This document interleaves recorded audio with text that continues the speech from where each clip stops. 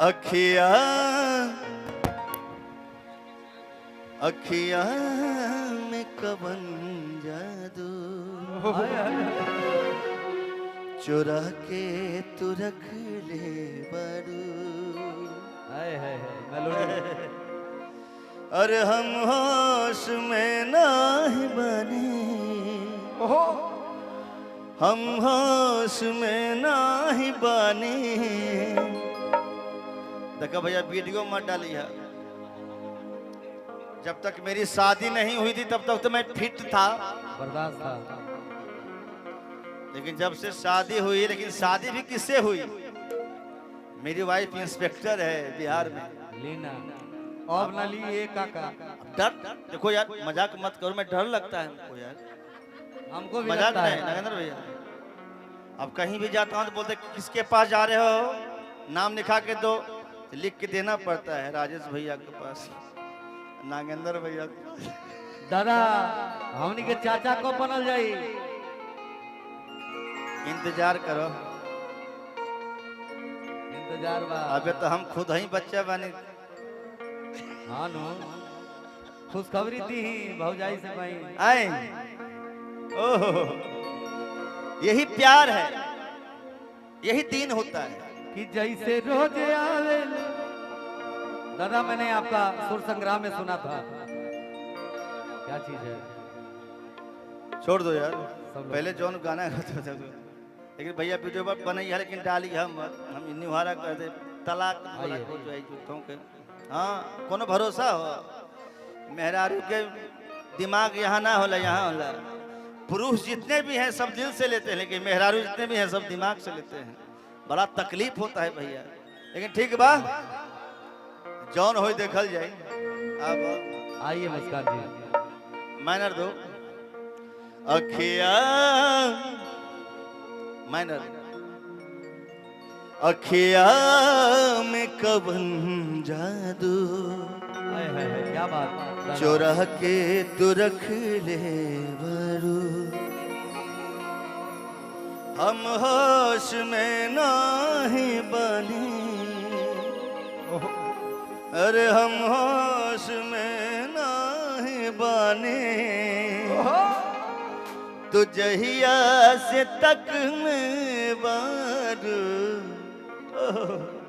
अखिया अखिया अखिया में कवन जादू चुरा के तू रख ले। अखिया में कवन जादू चुरा के तू रख ले बारू। हम होश में नाही बानी, अरे हम होश में नाही बानी। तो दहिया से तकने बारू। अखिया ये वाला वीडियो मत तो यार। अखिया अब हमको कुछ छू के डांस मत करना यार। हाँ अरे जीवन हो। ये अखिया अखिया में कवन जादू चुरा के तू रख ले बारू। अखिया में कवन जादू चुरा के तू रख ले बारू।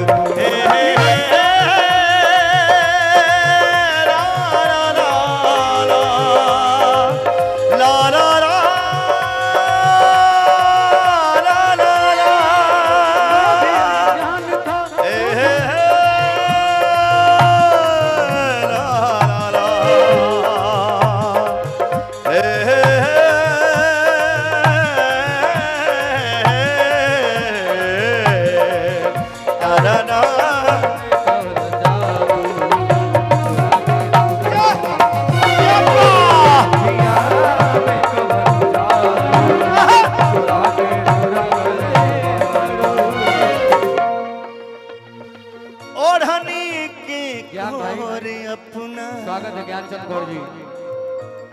ओढ़नी के कोर अपना भाई चबावेलू दांत से। अरे ओढ़नी के कोर अपना चबावेलू दांत से।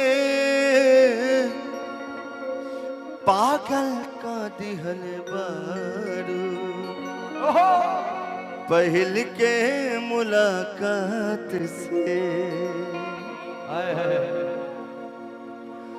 ओढ़नी के कोर अपना ओढ़नी के कोर अपना जवाबे दांत से पागल का दिहल बारू पहल के मुलाकात से पागल का दिहल बारू पहल के मुलाकात से ओढ़नी के कोर अपना जवाबे दांत से पागल का दिहल बारू पहल के मुलाकात से नहिया सनहिया के न्योता नहिया सनहिया के न्योता तू जब से न तब ले बारू अखिया अखिया अखिया में कवन जादू चुरा के तू रख ले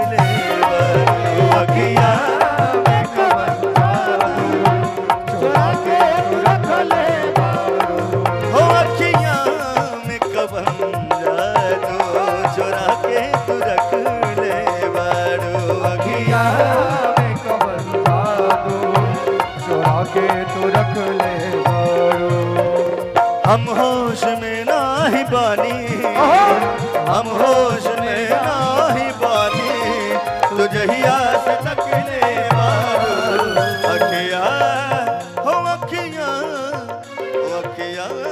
में कवन जादू चुरा के तू रख ले बारू अखिया में कवन जादू चुरा के तू रख ले बारू अखिया में कवन जादू चुरा के तू रख ले बारू अखिया में कवन जादू चुरा के